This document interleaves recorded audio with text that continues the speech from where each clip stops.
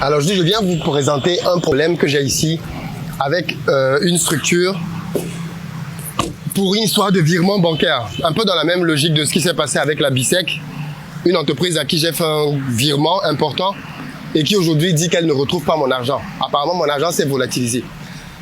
Et là, je viens pour les voir. Malheureusement, c'est fermé, donc je reviendrai une autre fois. Mais de quoi il s'agit? En fait, ici, on est chez Changan. Changan, c'est une structure qui vend des véhicules chinois, ok? C'est chez eux que j'ai acheté ce véhicule notamment. Il s'agit en fait de véhicules généralement qui ont des moteurs assez bien. Ici, c'est un moteur Peugeot, par exemple, qui est mis dans ce pick-up. Et derrière, vous vous retrouvez à acheter des véhicules quand même un peu moins chers que chez Toyota ou chez Mitsubishi. Pour finalement un rendement qui est plutôt correct, ok?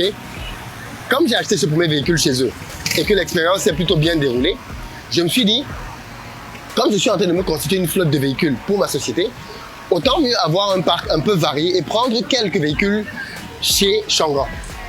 Je contacte donc le commercial qui m'a vendu ce véhicule et il me propose un modèle de véhicule qui est plutôt intéressant, toute somme faite. Un SUV qui a de très bonnes finitions, cuir à l'intérieur, toit panoramique, caméra de recul, bref, des options plutôt intéressantes et un tarif bien évidemment plus bas que le tarif de Toyota. Ce qui a bien évidemment plein d'arguments pour me plaire. Je décide donc de m'engager avec ce commercial-là pour 2 véhicules. En me disant, je vais prendre 2 SUV chez eux et je vais constituer le reste de ma flotte chez Toyota. Toyota d'ailleurs, pour lequel je vous ferai une vidéo très prochainement parce que là aussi j'ai l'impression qu'il y a un problème qui est en train de couver. Donc du coup, on convient donc qu'il va me livrer ces 2 véhicules-là, un modèle rouge, un modèle blanc ou noir, on hésite sur la deuxième couleur. J'envoie l'argent pour le premier modèle et le lendemain ou 2 jours après, j'envoie l'argent pour le deuxième modèle. 3 jours après le premier virement, il m'appelle pour me dire « C'est bon, j'ai reçu le premier virement, tu peux venir récupérer ta voiture. » Je dis « Ok, d'accord, pas de souci. Je ne suis pas en Côte d'Ivoire pour le moment, mais dès que j'arrive à Abidjan, première chose, je viendrai te voir de toutes les façons. Est-ce que tu peux me garder les véhicules en attendant ?» Il me dit « Il n'y a pas de problème, je peux garder les véhicules. » Je dis « Ok, d'accord, très bien. » Donc, sur quoi on attend donc 2-3 jours pour qu'ils reçoivent le deuxième virement. 2-3 jours après, ils ne reçoivent pas le virement. Je me dis, bon, je suis occupé à d'autres choses, on va gérer ça. De toutes les façons, ils ont reçu le premier virement, on a fait le virement sur le même compte. Le deuxième virement va arriver. Une semaine après, il n'a toujours pas reçu le virement. Je l'appelle, je lui dis, bon, ça se passe comment pour mon deuxième virement là? Il me dit, je vois avec la comptabilité. La comptabilité lui dit, nous n'avons pas reçu le deuxième virement. Ça m'intrigue. Je me dis, mais c'est bizarre. Comment ça, vous n'avez pas reçu le deuxième virement? J'appelle ma banque. Et je demande à la banque, mais qu'est-ce qui se passe? Le premier virement est parti, c'est bon, le deuxième n'est pas arrivé. La dame me dit, ah c'est bizarre, je vais vérifier avec le service international. Elle vérifie et elle me dit, c'est bizarre qu'il n'ait pas reçu parce que pour nous, le virement est bel et bien parti. Je dis à la dame, écoutez, est-ce que vous avez une preuve de ça? Je peux avoir un document, un SWIFT, quelque chose? La dame me produit les 2 SWIFT, les 2 SWIFT des 2 virements. Écoutez bien, hein? J'ai donc les 2 SWIFT des 2 virements. J'envoie les SWIFT au commercial. Je lui dis, voilà les SWIFT des virements. S'il te plaît, fais le nécessaire auprès de ta comptabilité. L'argent est déjà arrivé chez vous. Il va voir sa comptabilité avec les 2 SWIFT. Il revient vers moi et il me dit, j'ai émis les dossiers à la comptabilité. J'attends qu'il vérifie. Entre-temps, il va donc me présenter les véhicules. Je lui dis, fais-moi des photos vidéo des véhicules. Et là, il me fait des photos vidéo. Je vois des modèles. Je lui dis, mais attends, on a un problème là. Ça, c'est pas les modèles que tu m'as présentés. Il me dit comment ça? Je lui dis, mais oui, tu m'as présenté des modèles avec intérieur cuir, toit panoramique, caméra de recul. Et le modèle que tu me montres, de ce que je vois, il n'a pas de toit panoramique. De ce que je vois, il n'a pas de siège en cuir. Qu'est-ce qui se passe? C'est pas ça que tu m'as vendu. Il me dit effectivement, moi-même je suis surpris, c'est pas ce type de modèle que j'attendais. Donc, premier élément, si je n'étais pas vigilant, on me refoulait une catégorie inférieure au véhicule que je voulais. Premier élément. Deuxième élément, malheureusement pour eux, j'ai été vigilant. Donc je lui ai dit, écoute, c'est pas ça que je voulais, donc c'est pas possible de faire le deal. Il me dit, ok, d'accord, non, je vais aller vérifier, je sais pas tout ce qui s'est passé. Donc il va vérifier avec sa boîte. Et au final, donc, je ne sais pas ce qui s'est passé, mais quand j'arrive à Abidjan et que je viens pour visiter le véhicule, je trouve un véhicule qui correspond aux caractéristiques qu'on avait convenues. Intérieur cuir, caméra, toit panoramique, caméra de recul. Je dis, ah ben voilà le véhicule effectivement pour lequel je voulais passer une commande chez vous. Mais tout compte fait, vu ce qui est en train de se passer avec mon deuxième paiement, Je ne suis plus si sûr que ça que je veux passer commande. Et maintenant même que je vois le véhicule face à moi, il n'a pas le truc que je veux, quoi. Moi, j'ai envie d'avoir des véhicules de bonne facture et sur ce véhicule, j'ai un doute. Est-ce que tu n'as pas d'autres modèles à me présenter? Du coup, il va me présenter d'autres véhicules un peu plus hauts en termes de standing et un peu plus chers. Donc du coup, sur ce, je lui dis, écoute, je vais réfléchir pour savoir si je bascule sur ces autres modules ou alors si tu me rembourses. Par contre, qu'en est-il de mon deuxième virement? Il me dit, on n'a toujours pas retrouvé l'argent. Il me dit, mais Joe, tu n'as pas retrouvé l'argent, comment ça? Du coup, j'essaie de lui mettre la pression en lui faisant comprendre que j'ai besoin de mon deuxième virement. Je rappelle ma banque et là, je fais un petit boucan auprès de ma banque. Qu'est-ce qui se passe? Pourquoi ils n'ont pas reçu l'argent? La conseillère va fouiller tous les documents, elle me ramène toutes les preuves. Le virement est parti depuis. On a même le système nous dit que l'argent a été réceptionné par la banque du fournisseur. Je me dis, mais c'est quoi cette mentalité? Comment ils ont pu réceptionner l'argent et depuis des mois, ils me disent qu'ils n'ont pas reçu l'argent? Qu'est-ce qui se passe? Est-ce qu'il y a eu une mauvaise intention derrière? C'est donc dans ce cadre-là que je décide de venir et de commencer à régler tous mes problèmes de virement. Parce que je commence à me dire, mais ça commence à faire beaucoup quand même. J'ai des problèmes avec la BICEC qui bloque l'argent. J'ai des problèmes avec Shangang qui dit qu'il ne voit plus l'argent. Qu'est-ce qui se passe? Donc du coup, je décide donc de mettre la pression. L'histoire de la BICEC, vous la connaissez. La BICEC m'a finalement rendu l'argent. Et maintenant, je viens donc chez Shangang pour que l'argent sorte. Je ne sais pas s'il faut qu'on saisisse les comptes de l'entreprise. Je ne sais pas s'il faut que... Je ne sais pas qui doit être informé de ça. Mais les amis de Shangang, s'il vous plaît, moi je veux que vous puissiez retrouver mon argent assez rapidement. Les virements dont je parle datent de 2 mois. C'est énorme. Je ne sais pas si vous, Shangang, vous pouvez donner vos voitures à quelqu'un pendant 2 mois et il ne vous a pas payé. Je pense que Shangang ne fera pas ça. Donc, il n'y a aucune raison que je vous ai fait des virements depuis plus de 2 mois et que je n'ai pas mes voitures. Donc aujourd'hui, je ne veux plus les voitures. Cette manière de travailler ne me rassure pas. Les modèles que j'ai vus ne me convainquent pas. Donc je veux que vous me remboursiez. Et c'est pour ça que je venais là aujourd'hui, pour demander remboursement de mon argent, de la totalité de l'argent que j'ai payé pour les 2 voitures.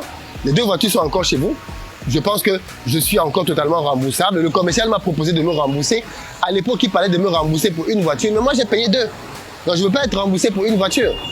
Ou alors, on négocie pour un modèle au-dessus, et là vous me faites vraiment un prix imbattable. Merci. C'est gentil. Merci. Donc voilà, soit on est dans la configuration où vous me remboursez mon argent, ou alors on négocie pour votre véhicule qui est dans une gamme supérieure, et vous voyez comment vous pouvez m'arranger là-dessus. Mais la gamme que j'ai vue là ne correspond pas du tout au standing de véhicule que je veux avoir pour cette catégorie-là dans mon entreprise. Donc, voilà. Mais fondamentalement, tout ça questionne quand même. Tout ça questionne. Comment des entreprises sérieuses, parce que c'est une entreprise sérieuse qui gère énormément d'argent, peut bloquer l'argent des clients comme ça? Je ne sais pas ce que ça vous inspire. Moi, je suis juste dépassé en fait. Je suis dépassé. Je n'ai jamais eu ce genre d'histoire depuis que j'ai fait l'entrepreneuriat. À part en Afrique. Donc c'est pour vous dire que les amis, si vous dites que vous voulez venir faire du business au pays, il faut vous préparer. Vous devez être prêt, clairement. Parce que ce qui se passe ici, c'est chaud. C'est chaud. Vous devez vous battre avec tout le monde. Vos fournisseurs, vos clients, vos prestataires. Parce que rien n'est acquis. C'est juste impensable de se dire qu'une boîte à qui tu as payé de l'argent pour des voitures te disent qu'ils ne retrouvent pas l'argent. Vous savez à quoi ça me fait penser? Ça me fait penser au Cameroun, en 2002, la Coupe du Monde. Les primes des joueurs de football de l'équipe camerounaise avaient disparu dans un vol. On demande au ministère où est l'argent. L'argent a pris le vol. On demande aux gens dans le vol, on n'a pas l'argent. L'argent a disparu en l'air. Des millions. Je me suis dit, mais est-ce que mon argent va disparaître comme ça? Non, il ne disparaîtra pas. Donc j'espère que les gens de Shangang, la direction de Shangang, va prendre ce problème très au sérieux et qu'elle va mettre tout en œuvre très rapidement pour me sortir mon argent, afin que bien évidemment, je continue d'avoir une image positive parce que j'ai un véhicule chez eux et qui jusqu'à présent donne satisfaction. Donc je n'aimerais pas me fâcher avec eux. Ce sont les gens avec qui je vais travailler demain. On va faire du business sur d'autres choses. Mais il faut qu'on respecte chaque monde, tout le monde. Il faut qu'on me respecte. Il n'y a pas de raison que je sois là pendant 2 mois à demander où est mon argent et que le comptable dise tous les jours l'argent n'est pas arrivé, alors que j'ai des Swift. Je leur ai renvoyé les Swift en disant voilà les Swift. Le Swift permet de tracer l'argent. Le Swift permet de savoir où est l'argent et l'argent est dans les comptes de l'entreprise. Donc ce n'est pas discutable. Jusque-là, c'est en train de me causer un préjudice. C'est en train de me causer un préjudice. Et j'aimerais bien évidemment sortir de cette situation. Qu'est-ce que vous auriez fait à ma place? Peut-être que vous allez trouver que j'exagère, mais je n'ai pas besoin de donner les montants. Moi, on parle ici des montants qui permettent d'acheter des voitures neuves, ok? Donc on parle quand même des montants non négligeables. Et j'estime que c'est dommage que l'on en arrive à devoir faire des vidéos pour exposer ce genre d'injustice, pour que les uns et les autres se calment et commencent à traiter les sujets comme il se doit. Donc voilà un peu la réalité du business dans nos pays. Il faut vous battre, les amis. Rien n'est facile, rien n'est acquis. Mais vous savez, c'est aussi ça qui fait la beauté et le charme de l'entrepreneuriat. Parce que on dit souvent que si c'était facile, tout le monde le ferait. C'est parce que ce n'est pas facile qu'il y a un mérite à le faire. Et vous savez bien ce qu'on dit. C'est quand c'est dur que les durs avancent. Donc pour moi, le fait qu'il y ait des problèmes, qu'il y ait des aléas avec les banques, les entreprises, les fournisseurs, demain les clients, c'est normal. C'est le lot quotidien d'un entrepreneur. S'il n'y avait pas de problème, c'est que ce que je fais là n'est pas intéressant.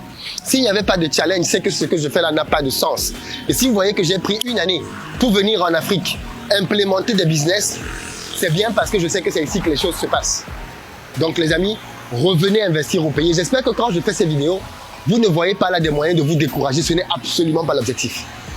L'objectif, c'est de vous partager les réalités du business concrètes. Que vous touchiez du doigt comment ça se passe réellement. Que ce ne soit pas des histoires qu'on vous raconte, mais que vous voyez vraiment comment ça marche. Et puis surtout, demain, quand ça va commencer à mordre et à donner, vous n'allez pas avoir le sentiment que « oh, c'était facile ». Non, parce que malheureusement, quand on voit un entrepreneur qui a une certaine forme de succès, on a toujours tendance à penser que non, mais non. Vous allez voir par quoi je suis passé, le prix à payer pour avoir du succès, et vous allez vous-même décider si vous êtes prêt à payer ce prix-là vous-même ou pas du tout. J'espère que vous serez prêts parce que l'aventure en vaut nettement la chandelle. Nettement, il y a tout à faire ici. Tout à faire. À chaque carrefour ici, vous avez une opportunité de business. À chaque carrefour. Donc ne prenez pas ces vidéos comme des moyens de vous décourager. Pas du tout. C'est pour vous aguerrir. Et de toutes les façons, j'aime souvent dire que si quelqu'un voit ces vidéos et il se décourage, en réalité, il n'était pas fait pour le business au pays. C'est qu'il n'était pas prêt. Parce que le pays, c'est pour les vrais. Ce sont les vrais qui s'en sortent ici. Donc quand vous voyez ça, vous devez juste vous préparer en vous disant « Yes, je vais au combat, je vais charbonner. » Mais ça vaut la peine. Ça vaut la peine, les amis. Donc voilà un peu ce qui se passe. Je reviendrai chez Shangan lundi. Donc je vous referai une autre vidéo lundi pour vous présenter ce qui s'est passé finalement avec eux. Aussi simple que ça. Et j'espère que cette situation va très vite se décanter et ensuite on va aller au prochain problème. Parce qu'il y a encore un autre problème avec une autre personne. Toujours pour parler d'argent.